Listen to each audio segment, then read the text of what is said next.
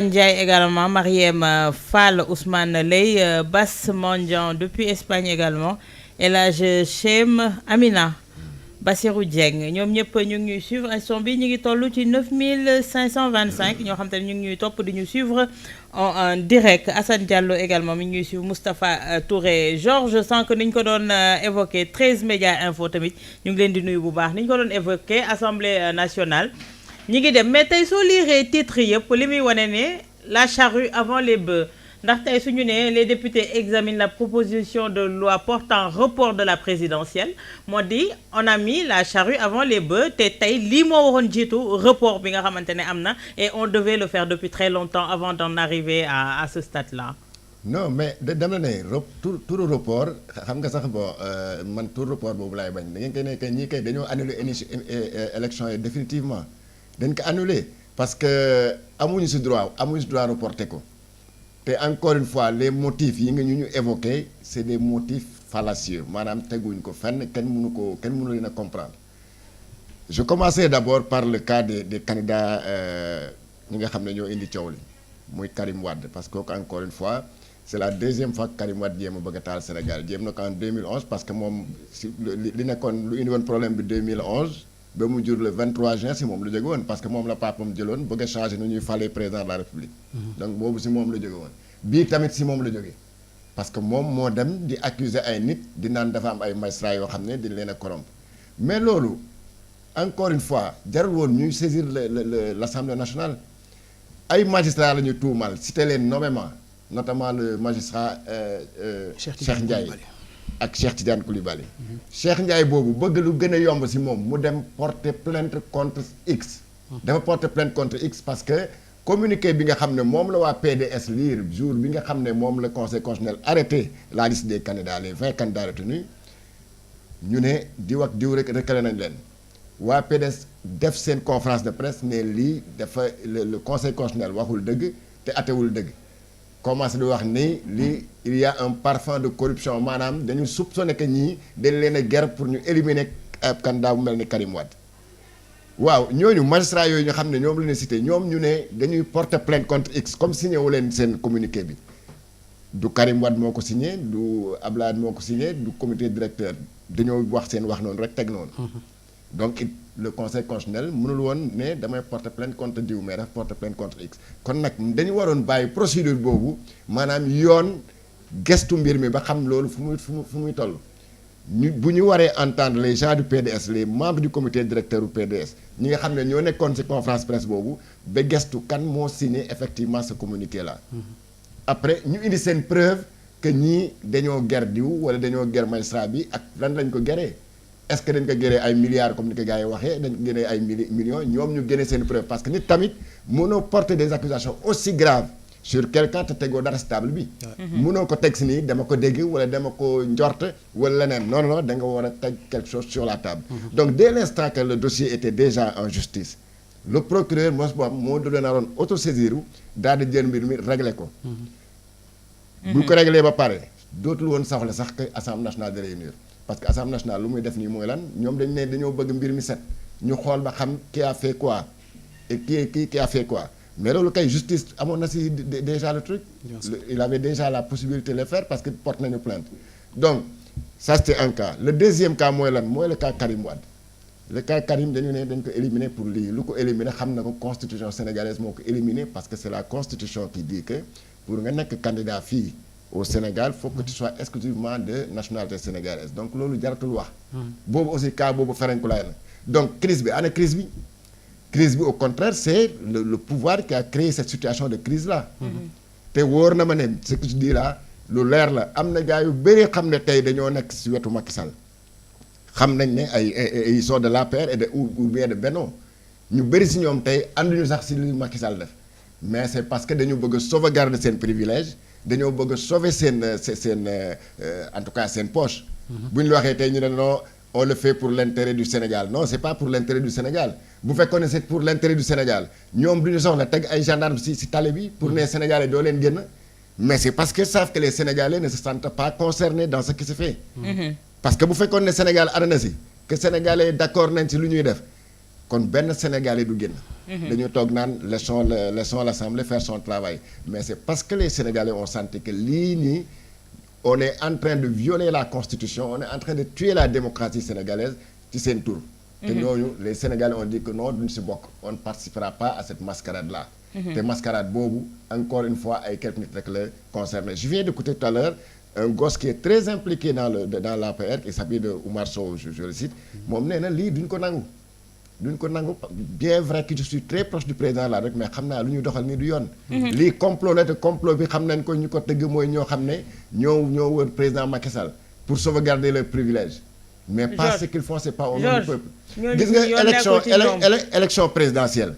mosul am fii Sénégal te recalé wu ab candidat pour x ou x raison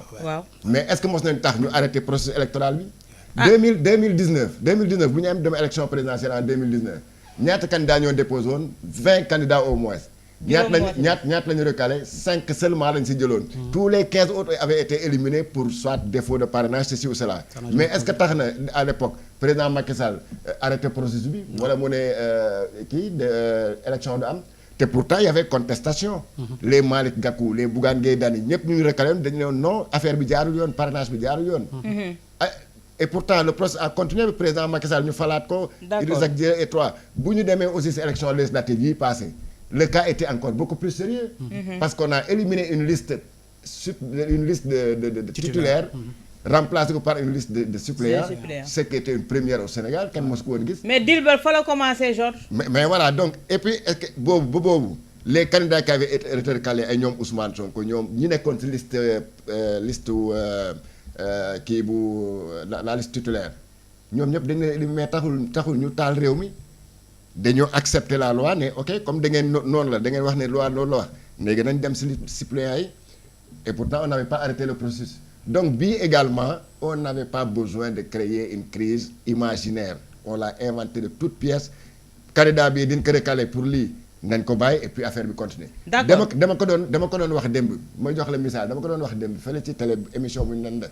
tey bu ñu découvrir woon ne que par exemple il y a tel joueur on est entré en Coupe d'Afrique bu ñu découvrir par exemple tel joueur a fraudé wala tel joueur bu muy jouer il s'était dopé dañu ñu contrôler comme positif dopage mais est-ce que day tax ñu ne dañuy annuler Coupe d'Afrique non moom la ñuy sanctionner moom joueur boobu donc quand on découvre également que tel candidat a fraudé a fait un parjure parce que déclaré na que Sénégalais kese la amul beneen nationalité. On l'écarte et on avance. On l'écarte et on avance. C'est aussi simple que ça. jarul woon lii yëpp ku ñu écarté encore une fois élection bu amee c'est comme ça et puis Karim sax moom dafa am chance dañ ko waroon def comme candidat boobu la Tidiane boobu nga xam ne dafa fraudé woon sur ses députés pour poser ou pour nekk candidat. Le conseil constitutionnel aurait été beaucoup plus ferme pour suivre que ça.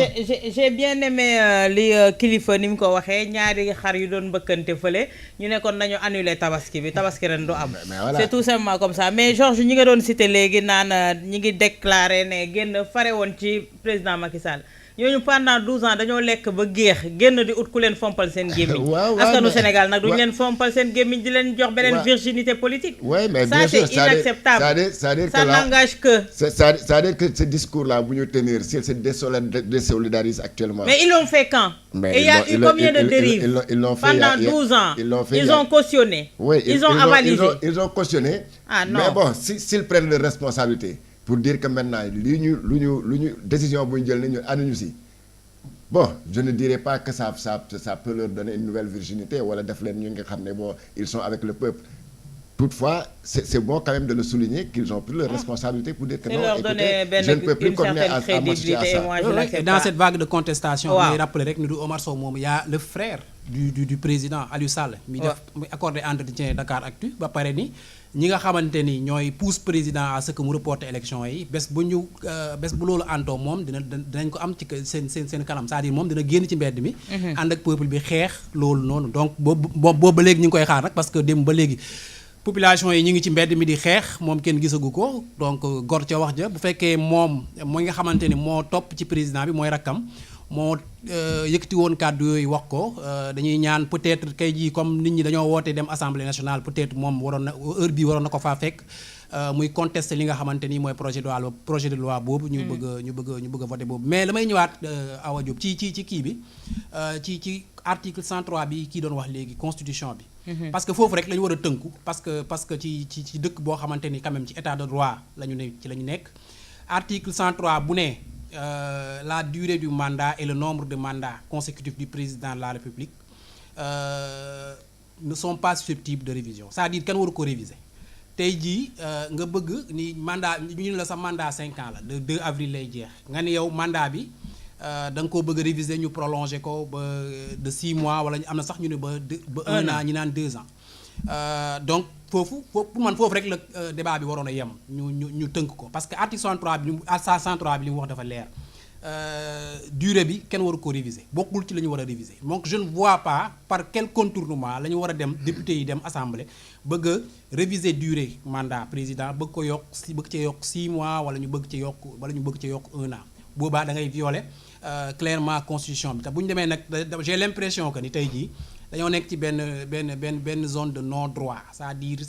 amatul loi amatul dara ku nekk lu la neex ngay def te dëkk bu demee mais Ayoba on est sorti de la normalité depuis quand est-ce que tey jii ñun Sénégal war nañ toog di waxu loi depuis 2021 on est sorti de la normalité yàgg na bi ñu génnee comme ni ñu koy waxee ci cadre normatif yi mais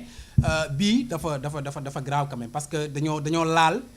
charte fondamentale bi en son article 103 bii wax ni durée mandat président bi kenn waru ko réviser kenn mënu ko réviser loolu constitution bi daf ko tëj verrouillé ko donc bu ñëwee tey ba ñu salfaañe loolu bëgg dem assemblée bëgg xool lu ñuy contourner loi bi ba yokk mandat président bi yokk ci 6 mois tey jii gis ngeen ni ci projet de loi bi ñuy amendement yu waa Benno Bokk Yaakaar dugal proposé ko benn bi mooy 6 mois yi du doy parce que dañoo ni le 25 bu ñu demee ba août. day tombeek màggal Touba peut-être day tombeek hivernage bi donc dañuy yokkaat dañuy ñaan ñu yokkaat leen yeneen 6 mois donc di ce fait le 23 février 2025 la ñu bëgg a yóbbu élection présidentielle te loolu mënul nekk ça parce que nit ñi Sénégalais yi li taxoon ñu taggatémbe toog jàpp seen njàmbur mooy dañu yaakaaroon ni peut-être le 25 février 2024 am nañ chance am nañ le dernier recours mooy dem ci urne yi jël seen bulletin voter ki leen neex pour changement am ñu tourner page Macky Sall pour peut-être pour jàll ci leneen parce que situation bi ku ko wax ak ku ko waxul ni ñu koy dundee depuis 2021 c'est extrêmement pénible ay nit ñi ngi ci kaso bi ay nit faatu nañ ay ñoo xamante ni dañoo exilé wu ñëpp ñi ngi fi c'est-à-dire nit ñi économie bi dematul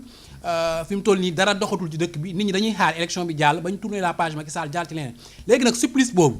nga ne population yi da ngeen ma koy yokkalaatal benn année ci kanam ñu war koo dundaat benn année imagine Awa Diop Ndiaye loolu mais c'est extrêmement douloureux ci peuple boo xamante ni boobu ba léegi ku nekk kenn xamul foo jëm donc loolu nan lañ koy lijjantee pour man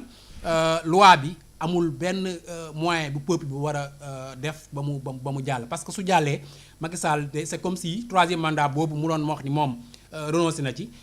day woote waat beneen troisième mandat dañ koy yokkalaat 1 an mu toogaat. c'est sorti par la porte et revenu par la fenêtre. dañ koy yokkalaat 1 an mu ñëw toogaat. te dafa am beneen affaire tamit beneen amendement bu ñuy proposé di ko dugal ci loi bi muy piège muy li ñu bëgg a supprimer parrainage citoyen bi. dañoo ni parrainage citoyen bi dafa bëri ay problème bëri na ay réclamations au niveau du conseil constitutionnel donc mieux vaut ñu supprimer ko retenir simplement le parrainage des élus locaux et le parrainage des députés suñu amendement boobu imaginons amendement boobu jàll ba ñu jàllale ko ba loi bi jàll qu'est-ce qui empêche le régime en place de dissoudre l'assemblée après dañuy am 2 ans assemblée bu amee 2 ans le président a le droit de dissoudre bu ko dissoudre parrainage député yi kon écarté nañ ko